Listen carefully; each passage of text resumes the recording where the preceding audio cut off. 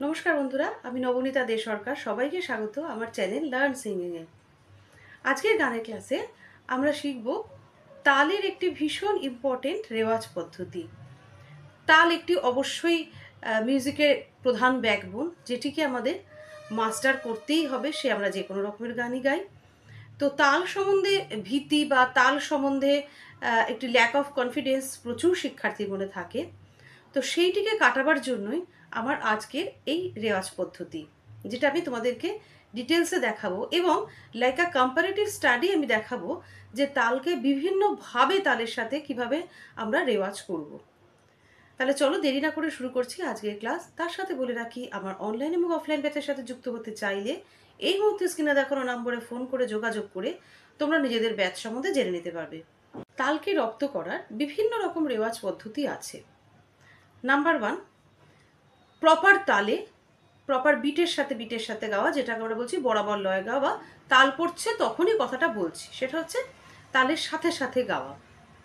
Second যেটা বলবো, যে তাল পড়ার পরে বা কথাটা বলার পরে গানের তারপরে যদি কোনো তাল মাত্রা থাকে, ধরো কথাটা বলার পরে 1 মাত্রা গ্যাপ আছে, কথাটা বলার পরে 2 মাত্রা গ্যাপ আছে, কোনো কথা বলার পরে 3 মাত্রা গ্যাপ আছে, এরকম অনেক জায়গায় অনেক গ্যাপ থাকে।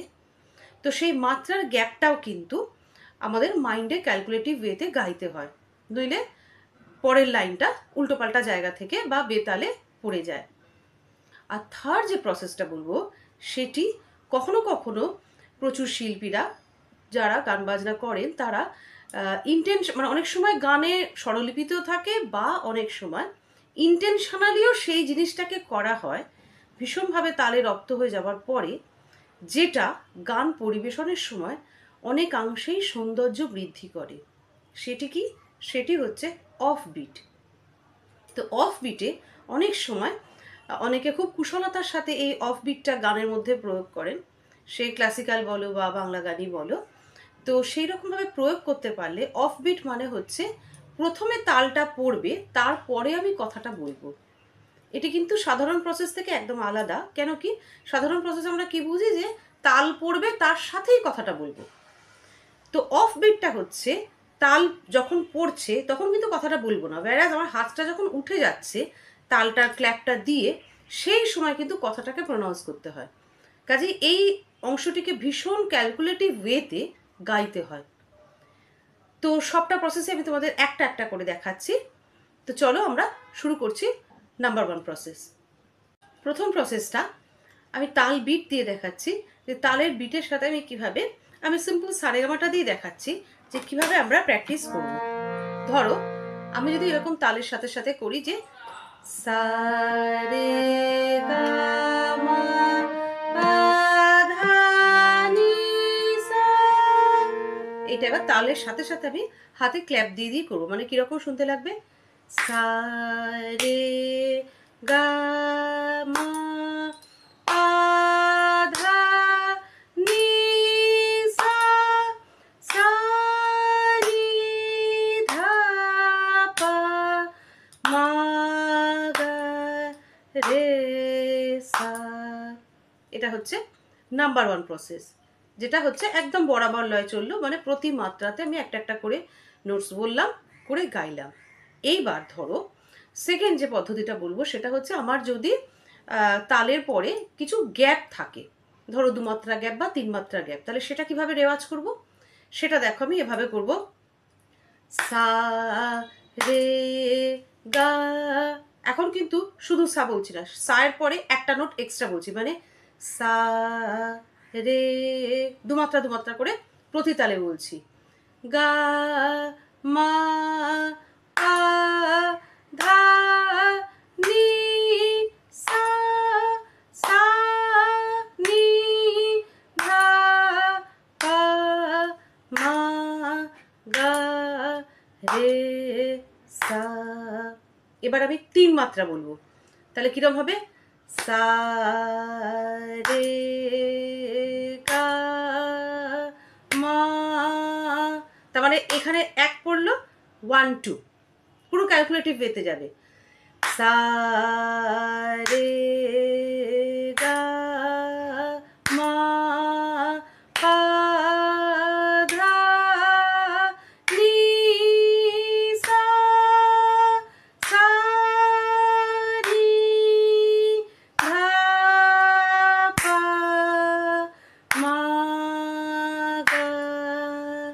রে সা।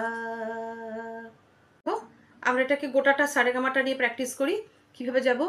সা রে গা মা পা ধা নি সা সা নি ধা পা মা গা রে সা। এবার যদি 3 মাত্রা গ্যাপ দিতে হয়, তার মানে টোটালটা হবে 4 মাত্রার। প্রথমটা বিট দেবো, বাকি 3টে আমি আঙুলে দেখাবো। তার মানে মেন নোটটা বলার পরে 3টে মাত্রা গ্যাপ রয়েছে। তো সেটা কিরমভাবে রেওয়াজ করব? সা রে সা মা পা ধা নি সা সা নি ধা পা মা গা রে সা। এইভাবে এইভাবে এই আঙুল দিয়ে আর বিট দিয়ে তোমরা যে কোনো রকমের তালের মাত্রা, ধরো সায়ের পরে বা রের পরে যত সংখ্যক গ্যাপ আছে সেই গ্যাপটাকে এই আঙুল দিয়ে প্র্যাকটিস করে করতে পারো। আমি প্রথমে কিন্তু তালের সাথে তাল চালিয়ে করছি না।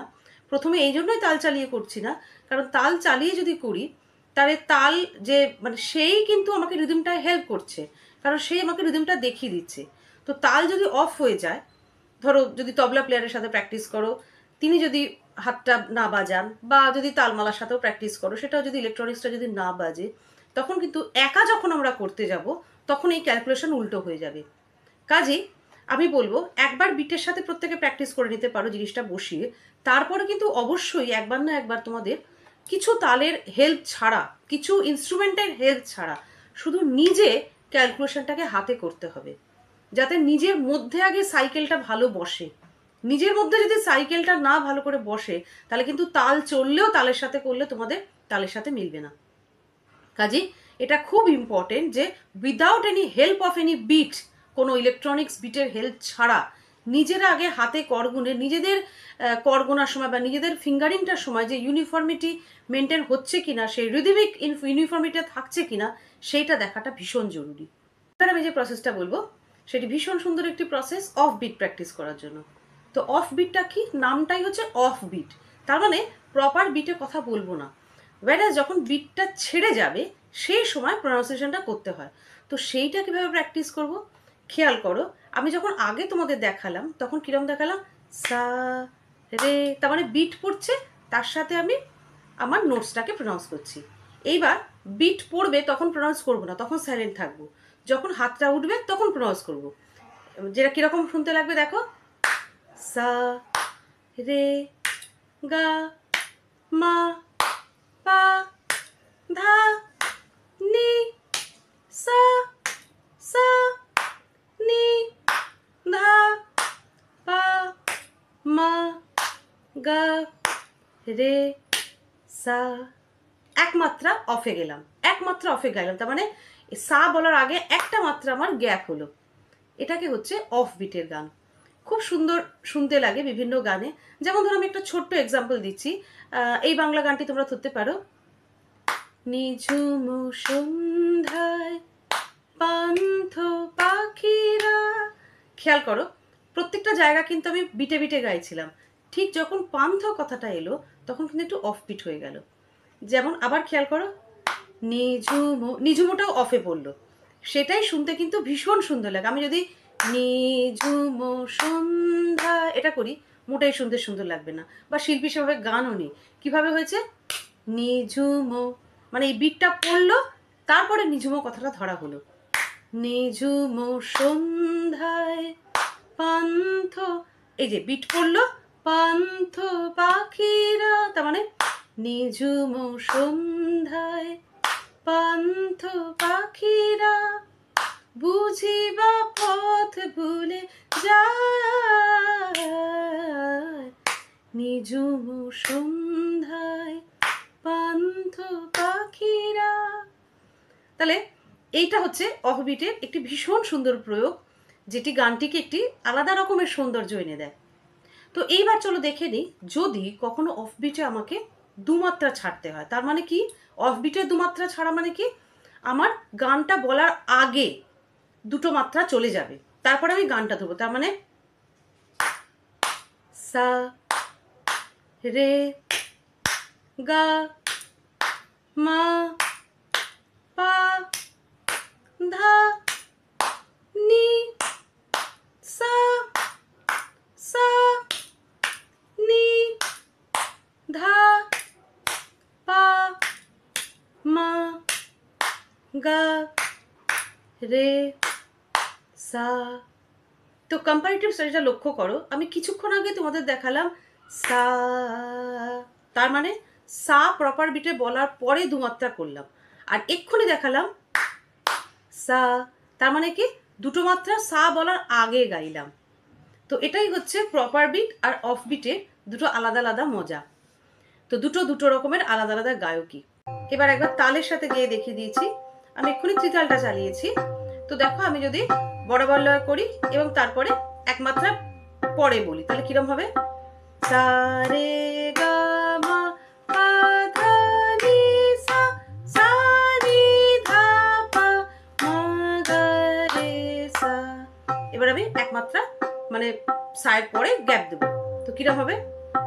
সা রে গা মা পা ধা নি সা, সা নি ধা পা মা গা রে সা। এবার আমি সায়ের পরে দুমাত্রা গ্যাপ দেবো, তারপর কিরম হবে শুনতে? সা রে গা মা পা ধা নি সা, সা নি ধা পা মা গা রে সা। এটা আমি দাদা তাল চালিয়ে করলাম। এবার একবার অফ বিটটাও দেখিয়ে দিচ্ছি তালের সাথে। ত্রিতাল চালিয়েছি, এটা সা রে গা মা পা ধা নি সা, সা নি ধা পা মা গা রে সা। তাহলে আজকের ভিডিও কেমন লাগলো আমাকে কমেন্টে অবশ্যই জানিও। তালের সমস্যা যাদের আছে বা তাল নিয়ে যাদের ভীতি আছে, এটি কিন্তু একটি ভীষণ ভালো রকমের রেওয়াজ, যে তালের সব রকম মডিউলেশন যতগুলো আমি তোমাদের দেখালাম সেটিকে খুব ভালো করে আয়ত্ত করার। আমি পুরো হাতে ডিটেলসে এবং তালের সাথে তোমাদের মডুলেশনগুলো দেখালাম।